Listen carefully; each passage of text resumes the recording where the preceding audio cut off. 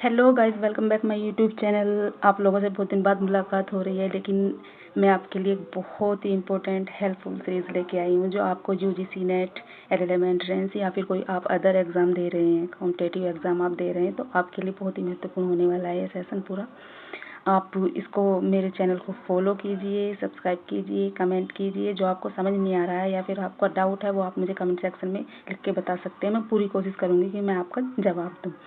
तो बिना time waste किए, बहुत सारी बात किए बिना हम अपना जो है शुरू करते हैं। तो फर्स्ट क्वेश्चन है, भारत के उच्चतम न्यायालय के न्यायाधीश की नियुक्ति में वरीयता प्राथमिकता दी जाती है, प्रायोरिटी दी जाती है किसको? ए, भारत के मुख्य न्यायाधीश की राय को, बी, संघ के विधि मंत्री की राय को, सी, भारत के मुख्य न्यायाधीश और उच्चतम न्यायालय के अन्य 3 वरिष्ठ न्यायाधीश की राय को, और डी है प्रधानमंत्री की राय को। तो इसका आंसर क्या हो सकता है? इसका जो है ऑप्शन सी सही है, क्योंकि एक केस है सुप्रीम कोर्ट ऑन रिकॉर्ड्स वाला। तो उसमें जो है नौ न्यायाधीश थे, उन्होंने 7.2 के बहुमत से निर्णय दिया। उन्होंने कहा कि जो न्यायाधीशों की नियुक्ति होती है उनमें उच्चतम न्यायालय के न्यायाधीशों की राय को महत्व देना चाहिए। ठीक है, मैंने एक्सप्लेनेशन भी इसमें दे दिया है नीचे, मैं टिक कर देती हूँ एक बार। आप इसका ऑप्शन नंबर सी सही है। चलिए, अब ये रहा और इसमें एक्सप्लेनेशन भी है। आप लोग यहाँ से देख सकते हैं, अच्छे से नोट्स भी बना सकते हैं, बार बार उसका रिवीजन कर सकते हैं और आपको समझ भी आएगा कि कहाँ से क्या चीज़ें ऐड हैं। ठीक है, सेकंड जो क्वेश्चन है वो है, भारत के संविधान के जो है अनुच्छेद 21 में डॉक्टर की सहायता, डॉक्टर असिस्टेंस का अधिकार सम्मिलित है। निम्नलिखित में से किस वाद में ऐसा निर्णय हुआ था? तो ए है चार्ल्स शोभराज बनाम सुप्रिंटेंडेंट सेंट्रल जेल, बी है होस्कोट बनाम महाराष्ट्र राज्य, सी है सुनील बत्रा बनाम दिल्ली प्रशासन, और डी है परमानंद कटारा बनाम भारत संघ। तो इसका आंसर है परमानंद कटारा बनाम भारत संघ, क्योंकि इसमें परमानंद कटारे वाले में जो है उच्चतम न्यायालय के न्यायाधीशों ने अभी निर्धारित किया था कि जो अनुच्छेद 21 है उसमें चाहे हॉस्पिटल कोई प्राइवेट हो या गवर्नमेंट हो, उनको बिना पुलिस की कार्यवाही के ही पूरा किए बिना ही उनको जो है वो पेशेंट का इलाज करें, और ये पेशेंट का जो है वो मौलिक अधिकार माना गया। ठीक है, चलते हैं अपने नेक्स्ट क्वेश्चन की तरफ। थर्ड क्वेश्चन है हमारा, निम्नलिखित में से किस वाद में भावी निर्णय प्रोस्पेक्टिव ओवर रूलिंग का सिद्धांत अपनाया गया? तो ए है शंकर प्रसाद बनाम भारत संघ, सज्जन सिंह बनाम राजस्थान राज्य, सी है आई सी गोलकनाथ बनाम पंजाब राज्य, और डी है केशवानंद भारती बनाम केरल राज्य। तो इसका आंसर है सी, आई सी गोलकनाथ वाला। क्योंकि जो शंकर प्रसाद और सज्जन सिंह का मामला था, इनमें कहा गया था कि उसमें मौलिक अधिकारों में जो हमारा भाग 3 है उनमें अमेंडमेंट हो सकता है, लेकिन आई सी गोलकनाथ वाले में कहा गया कि नहीं, क्योंकि जो अनुच्छेद 13 है कि उसमें विधि आती है और विधि में सब तरह की विधि आती है, यानी साधारण विधि भी, और जो आर्टिकल 368 है वो भी आता है, इसलिए मौलिक अधिकारों में अमेंडमेंट नहीं हो सकता। तो इसमें ही ये सिद्धांत लाया गया था। देखिए, आप एक्सप्लेनेशन देख सकते हैं, इसमें सारा कुछ लिखा हुआ है, आप यहाँ से भी पढ़ सकते हैं। ठीक है, अब चलते हैं अपने हम नेक्स्ट क्वेश्चन की तरफ। क्वेश्चन नंबर 4 है, सूची 1 और सूची 2 को सुमेलित कीजिए और नीचे दिए कोड की सहायता से सही उत्तर चुनिए। तो इसमें वो सीरीज दी गई है कि कौन ये मामलों वाला यानी केसेस वाला। तो पहला है एसआर मुंबई मामला, पीवी नरसिम्हा राव, मतलब ये कौन से जो है आर्टिकल से रिलेटेड है? तो इसमें आंसर नंबर जो है वो डी सही है। अब इसका मिलान कैसे करेंगे? देखिए, जो एसआर मुंबई मामला है वो 2 है इसका, आर्टिकल 356, ये इमरजेंसी से रिलेटेड है, और पीवी नरसिम्हा राव वाला मामला जो है वो है 105 अनुच्छेद 105 से है, जिसमें एमपी और एमएलए के जो है वो विशेषाधिकार दिए गए हैं। एडीएम जबलपुर है वो आर्टिकल 21 से है, और लिली थॉमस का है आर्टिकल 44। ठीक है, आप नीचे पढ़ सकते हैं इसको अच्छे से, और अगर आपको कोई चीज़ समझ नहीं आ रही है तो। क्वेश्चन नंबर 5, भारत के संविधान में भाग 4A किसके द्वारा जोड़ा गया? मतलब कौन सा जो है वो संशोधन था जिसके द्वारा इसको जोड़ा गया है? तो ये तो आप लोगों को हो सकता है पता भी हो। ठीक है, क्योंकि जो ये हमारा 42वां संविधान संशोधन है, इसको एक मिनी कॉन्स्टिट्यूशन भी कहा जाता है, और इसमें ही यह महत्वपूर्ण जो है ए जोड़ा गया था। ठीक है, आप लोग इसको पढ़ सकते हैं कि कब क्या जोड़ा गया। ये स्वर्ण सिंह समिति की सिफारिश पर इसमें जोड़ा गया था 1976 में। और कितने मूल करते हैं वर्तमान में 11 मूल करते हैं, और 11वां जो है वो 86वें संविधान संशोधन द्वारा जोड़ा गया था। ठीक है, क्वेश्चन नंबर 6 पे आते हैं हम। विज्ञापन एक वाणिज्यिक व कॉमर्शियल स्पीच है, यह निर्णय किस वाद में दिया गया? तो हमदर्द दवाखाना बनाम भारत संघ, बी है एक्सप्रेस न्यूज़पेपर्स लिमिटेड बनाम भारत संघ, और सी है बेनेट कोलमैन एंड कंपनी बनाम भारत संघ, और डी है टाटा प्रेस लिमिटेड बनाम महानगर टेलीफोन लिमिटेड निगम लिमिटेड। ठीक है, तो इसका जो आंसर है वो है ए। मैं टिक कर देती हूँ, हमदर्द दवाखाना बनाम भारत संघ। ठीक है, इसमें कहा गया था कि वैसे तो विज्ञापन एक कॉमर्शियल उसका अभिव्यक्ति का ही माध्यम है, लेकिन सभी जो विज्ञापन होते हैं ये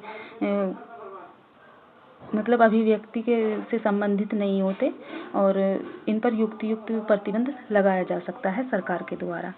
ठीक है, ये नीचे है एक्सप्लेनेशन, आप यहाँ भी पढ़ सकते हैं इसको अच्छे से। क्वेश्चन नंबर 7 पे हम आते हैं। लोकसभा अध्यक्ष के दल बदल के आधार पर अनर्हता डिस्क्वालिफिकेशन के पर्सन पर निर्धारण किया जाता है। किसके द्वारा किया जाता है निर्धारण?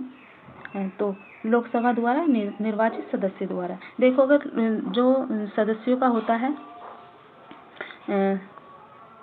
तो उसमें जो है लोकसभा के अध्यक्ष और उपाध्यक्ष निर्णय लेते हैं, लेकिन अगर अध्यक्ष का कोई मामला होता है तो उसमें लोकसभा के जो निर्वाचित सदस्य होते हैं उनके द्वारा निर्धारण किया जाता है। ठीक है, बढ़ते हैं अपने नेक्स्ट क्वेश्चन की तरफ। ये रहा, यहाँ पे आप लोग देख सकते हैं अच्छे से पढ़ सकते हैं कि कब क्या हुआ था। 10वीं अनुसूची का पैरा 6 उपबंधित करता है कि सभापति और अध्यक्ष का निर्णय अंतिम होगा, वो होगा सदस्यों के डिस्क्वालिफिकेशन में, लेकिन अगर अध्यक्ष की बात होती है तो फिर उसका निर्णय जो है वो सदस्य करेंगे। ठीक है, क्वेश्चन नंबर 8 देखते हैं। अभिकथन अनुच्छेद 21 विधि की सम्यक प्रक्रिया ड्यू प्रोसेस ऑफ लॉ की अवधारणा को अभिव्यक्त रूप से समाहित करता है, और कारण है विधि की सम्यक प्रक्रिया स्वतंत्रता का लक्षण है। तो मैं आपको 1 सेकंड देती हूँ, आप इसको सोच लीजिए कि क्या इसका क्वेश्चन इसका आंसर हो सकता है। आप लोग थोड़ा लगाइए अपना माइंड, मैं तो बता ही दूंगी, मैं तो बैठे ही बताने के लिए हूँ यहाँ पर। ठीक है, तो इसका आंसर नंबर बी सही है। ठीक है, यार दोनों सही हैं, लेकिन ये सही स्पष्टीकरण नहीं है। ठीक है भाई, सही बात है। जो अनुच्छेद 21 जो है उपबंधित करता है कि विधि के द्वारा ही किसी व्यक्ति को उसके प्राण से जो है वंचित किया जा सकता है, ड्यू प्रोसेस ऑफ लॉ, और इसमें जो है नैसर्गिक न्याय यानी नेचुरल लॉ भी इसमें अंतर्निहित है। ठीक है, क्वेश्चन नंबर 9 हम देखते हैं। उच्चतम न्यायालय के निम्नलिखित निर्णयों पर विचार कीजिए जो उच्चतम न्यायालय को उच्च न्यायालयों के न्यायाधीशों की नियुक्ति में स्थानांतरण के विषय हैं। तो इनको जो है उसमें लगाना है, कालानुक्रम में लगाना है। हालांकि मैंने ये इसमें इनके ईयर्स भी लिख दिए हैं, तो आप लोग इसे जल्द समझ ही सकते हो। तो इसका जो है आंसर ऑप्शन नंबर इसका सी सही है।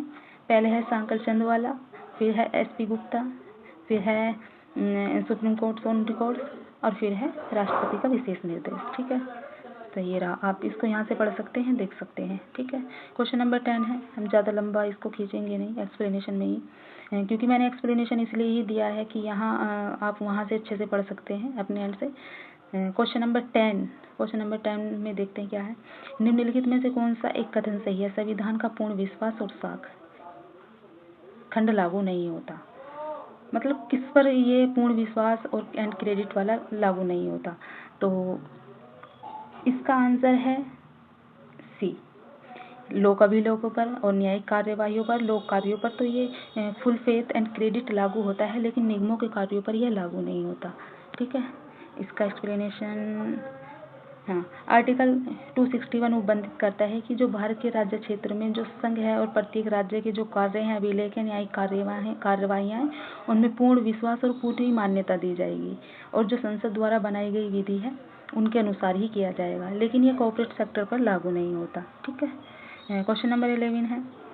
निम्नलिखित में से किस वाद में उच्चतम न्यायालय ने निश्चित किया कि किसी महिला की वर्जिनिटी को अमान्यता सिद्ध करने हेतु उसका चिकित्सीय परीक्षण कराना अनुच्छेद 21 के अंतर्गत प्रदत्त निजता के अधिकार का अतिक्रमण है। देखो मैं जो है ये कुछ इंग्लिश में बोल देती हूँ और आर्टिकल जैसे मैं हिंदी में बोल देती हूँ, तो ये आप लोगों की सुविधा के लिए है। लेकिन क्योंकि जो इंग्लिश वाले बच्चे होते हैं उनको हिंदी अच्छे से समझ नहीं आती, तो मैं वो इंग्लिश में बोल देती हूँ, क्योंकि उनको हिंदी नहीं आती, बल्कि हिंदी वाले बच्चे इंग्लिश फिर भी समझ ही लेते हैं।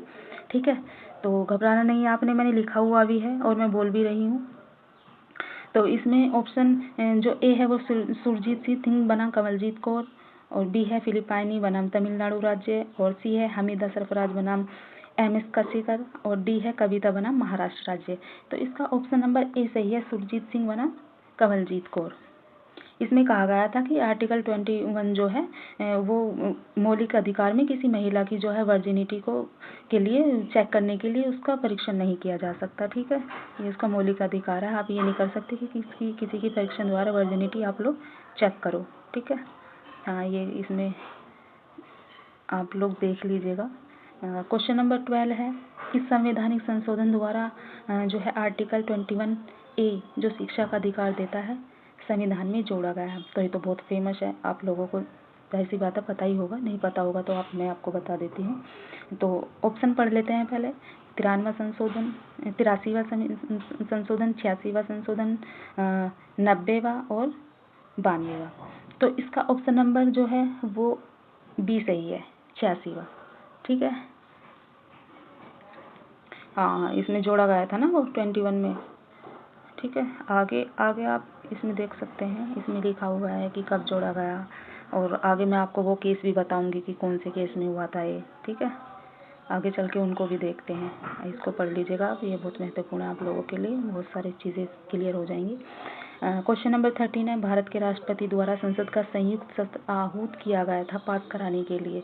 देखो जब अनुच्छेद जो है 108 है, उसमें राष्ट्रपति जो है दोनों सदनों की जो बैठक बुला सकता है। कब बुला सकता है, या तो वो सहमत नहीं हो रहे हैं एक दूसरे से, या फिर अगर एक सदन से पास होकर बिल दूसरे सदन में गया है, वो स्वीकार भी नहीं कर रहा है और 6 मंथ हो गए हैं उसने उसको भेजा भी नहीं है, तो जब राष्ट्रपति दोनों सदनों को बुलाकर उनकी संयुक्त बैठक आहूत कर सकता है। तो ये इसका ऑप्शन दहेज प्रथा अधिनियम, बैंकिंग सेवा अधिनियम, पोटा या फिर उपर्युक्त सभी अधिनियमों में। तो इसका आंसर नंबर डी सही है, उपर्युक्त सभी अधिनियमों में। तो जब राष्ट्रपति द्वारा जो है संयुक्त बैठक इनकी बुलाई गई थी, ये रहा। ठीक है, तीनों बिलों को पारित कराने के लिए बुलाई गई थी बैठक। क्वेश्चन नंबर 14 है, न्यायमूर्ति वर्मा समिति की रिपोर्ट संबंधित है किससे है, मूल कर्तव्य के परिवर्तन से, बी है चुनाव में वोट डालने के कर्तव्य से, धार्मिक स्वतंत्रता से, और न्यायिक आयोग से। तो कौन सा है इसमें, तो जो ये वर्मा कमेटी है वो है मूल कर्तव्य के परिवर्तन से। ठीक है, ये इसके लिए बनाई गई थी, सुझाव देने के लिए कि 1999 में ये रिपोर्ट सोची गई थी, और इसमें चुनाव में वोट देने का कर्तव्य, शासन में लोकतांत्रिक प्रक्रिया में सक्रिय भागीदारी का टैक्स चुराने का ये बनाए गए थे, लेकिन ये है नहीं अभी। ठीक है, सौंपी गई थी लेकिन।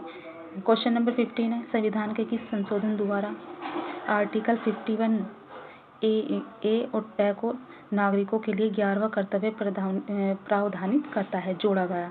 तो कौन सा था, आप लोग ज़रा थोड़ा सा कोशिश कीजिए, भले ही गलत आंसर लगाइए लेकिन कोशिश कीजिए कि गलत से जब सही होगा तो सही हो जाएगा। तो ऑप्शन नंबर 93, 91, 86, 84। तो इसका आंसर है सी, 86। ठीक है, और इसमें दिया गया है 86वां। आप इसको अभी हमने ऊपर पढ़ा था ना, तो ये रहा 6 से 14 वर्ष के आयु के बच्चे को मतलब कर्तव्य होगा कि उसको स्कूल भेजे भी, उसको पढ़ाए लिखाएं, और निःशुल्क भी होगी शिक्षा। क्वेश्चन नंबर 16 है, राष्ट्रीय संविधान कार्यकारिणी समीक्षा आयोग की रिपोर्ट किसने प्रस्तुत की थी। ए है न्यायमूर्ति VP जीवन रेड्डी, बी है न्यायमूर्ति AS आनंद, सी है न्यायमूर्ति RS सरकारिया, और डी है न्यायमूर्ति MN वेंकटचलिया। ठीक है, तो इसका आंसर होगा डी, न्यायमूर्ति AM वेंकटचलिया। ठीक है, इन्होंने ही ये रिपोर्ट सौंपी थी 22 फरवरी 2000 को। और ये भी बताया था कि जो आयोग ने 230 जो है सिफारिशें की हैं, उनमें मौलिक कर्तव्य, चुनाव सुधार आदि भी शामिल है। ठीक है। अब क्वेश्चन नंबर 17, युक्तियुक्ता की अपेक्षा, रीजनेबलनेस, स्वर्ण धागे की तरह मौलिक अधिकारों के संपूर्ण तंतु से में से की जाती है। निम्नलिखित में से किस वाद में माना गया था? तो किस वाद में माना गया था? फर्स्ट है केशवानंद भारती बनाम केरल राज्य, सेकंड इंदिरा साहनी बनाम भारत संघ, सी है विशाखा बनाम राजस्थान राज्य। बड़ा फेमस केस है भाई विशाखा का, आप लोग याद रखिएगा जरूर, ये आता ही आता है। और डी है मेनका गांधी बनाम भारत संघ। कम मेनका गांधी भी नहीं है, तो इसका आंसर जो है मेनका गांधी बनाम भारत संघ, ऑप्शन नंबर इसका डी सही है। ठीक है, ठीक है। और ये किसने कहा था? PN भगवती ने कहा था। ठीक है। क्वेश्चन नंबर 18 है, जीवन के अधिकारों में मृत्यु का अधिकार सम्मिलित नहीं है। निम्नलिखित में से किस वाद में माना गया? ए है पी रथिराम बनाम भारत संघ, बी है बंधुआ मुक्ति मोर्चा बनाम भारत संघ, सी है AK गोपालन बनाम मद्रास राज्य, और डी है ज्ञान कौर बनाम पंजाब राज्य। तो इसका आंसर है डी, ज्ञान कौर बनाम पंजाब राज्य। इसमें कहा गया था कि जीने के अधिकारों में मरने का अधिकार शामिल नहीं है। क्वेश्चन नंबर 19 में हम देखते हैं, मौलिक अधिकार है क्या है? ए है अप्रतिबंधित अधिकार, बी है निरपेक्ष अधिकार, सी है प्रतिबंधित अधिकार, और डी है उपर्युक्त में से कोई नहीं। तो इसका आंसर है सी, प्रतिबंधित अधिकार। क्योंकि भाई जब भी हमारे देश को, हमारे राष्ट्र को जरूरत पड़ेगी तो मौलिक अधिकार ऐसा नहीं है कि उन पर प्रतिबंध नहीं लगाया जा सकता, राष्ट्र में तो लगाया जा सकता है ना, तो इसलिए प्रतिबंधित अधिकार हैं ये। जैसे 19 में भी इसमें जो प्रतिबंध लगाए जाते हैं। हालांकि 2 आर्टिकल ऐसे हैं जिनमें हम इमरजेंसी में भी जो प्रतिबंध नहीं लगा सकते, रेस्ट्रिक्ट नहीं कर सकते, लेकिन ये प्रतिबंधित है। ठीक है, ये यहाँ पर आप लोग देख सकते हैं।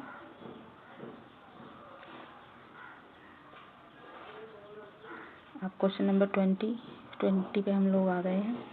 दोहरे खतरे, जब डबल जियोपार्डी के विरुद्ध अधिकार की गारंटी निम्नलिखित के अंतर्गत की जाती है। तो कौन सा आर्टिकल है जिसमें कहा गया है कि किसी भी व्यक्ति को एक अपराध के लिए दोबारा दंडित नहीं किया जा सकता। जैसे पहले कर दिया, फिर दोबारा से आप लोग, उसने कोई और काम कर दिया, तो आप पहले के लिए तो पनिश, उसके लिए जो उसने किया उसके लिए तो पनिश कर रहे हैं, लेकिन उसके लिए भी पनिश कर रहे हैं, ऐसा नहीं हो सकता। एक व्यक्ति को सिर्फ एक बार ही पनिश किया जा सकता है, चाहे लॉ में चेंज हुआ हो या नहीं हुआ हो।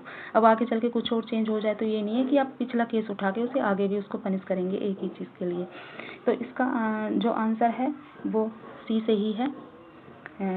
ये 20 के क्लॉज 2 में दिया गया है, ये रहा, इसमें आप पढ़ सकते हैं। एक अपराध के लिए एक ही बार दंडित किया जाएगा, ना कि आप बार बार। जो है, जो इससे संबंधित जो वाद है वो मकबूल हुसैन का वाद है। ठीक है, आपको ठीक है। अब 21 पे हम आ गए हैं। 21 जो है अभिकथन है, कथन कारण का है। अभियुक्त व्यक्ति को तुलना के सिवाय अंगूठे की छाप देने के लिए विवश नहीं किया जा सकता। इसमें आत्म अभिशंसन, सेल्फ इंक्रिमिनेशन होता है। तो इसका आंसर खोजिए आप लोग, कौन सा हो सकता है। आगे ऊपर कर लेती हैं थोड़ा सा। तो इसका आंसर नंबर डी सही है। ए गलत है परंतु आर सही है। हाँ भाई, इसमें आत्म अभिशंसन तो होता है, लेकिन ये अंगूठे की छाप वाला गलत है, जो है अनुच्छेद 20 का क्लोज 3 पर आधारित है। ठीक है, चलिए आगे देखते हैं, आप लोग पढ़ लीजिएगा इसे अच्छे से। क्वेश्चन नंबर 22 है, और ये हमारा जो है आज का लास्ट क्वेश्चन है। अगर आप रेस्पॉन्स अच्छा देते हैं तो फिर मैं 50 क्वेश्चन का जो है सीरीज लेके आऊँगी, क्लास लेके आऊँगी। आप लोग बस इसे 1-2 बार लगा लीजिए, फुल एक बार ठीक स्पीड में देखिए, दोबारा में फिर 1.5 का कर लीजिए। इनमें से क्वेश्चन बहुत ही ऐसे कॉन्सेप्ट के क्वेश्चन हैं, यहाँ से बहुत क्वेश्चन आता है, और हम सोचते हैं कि जो थोड़ा इजी क्वेश्चन है कि वो नहीं आता, हम पढ़ते नहीं हैं उसको कि ये तो ऐसे ही हो जाएगा, ऐसे ही हो जाएगा, लेकिन ऐसे नहीं होता है। अक्सर वही क्वेश्चन गलत होते हैं, हमारे हार्ड वाले ठीक हो जाते हैं, लेकिन जो इजी होते हैं वो हम गलत कराते हैं, क्योंकि हम उन्हें पढ़ते नहीं, छोड़ देते हैं कि ये तो हमें आता है, हम इसको कराएंगे। और धीरे धीरे हम अभी इजी क्वेश्चन से चले हैं, फिर आगे आगे हम थोड़ा टफ क्वेश्चन लेंगे। और उम्मीद है कि LLM एंट्रेंस से पहले हम जो ऑल 10 सब्जेक्ट हैं उनकी जो है अच्छे से ज़्यादा हम आपको उनके PY के MCQ कराएं, ठीक है। जो लास्ट क्वेश्चन है हमारा, लोक कार्यालय के हड़पने के विरुद्ध निम्नलिखित में से कौन सी रिट जारी की जा सकती है? तो परमादेश रिट, B है उत्प्रेषण रिट, C है अधिकार परीक्षा रिट और D है प्रतिषेध रिट।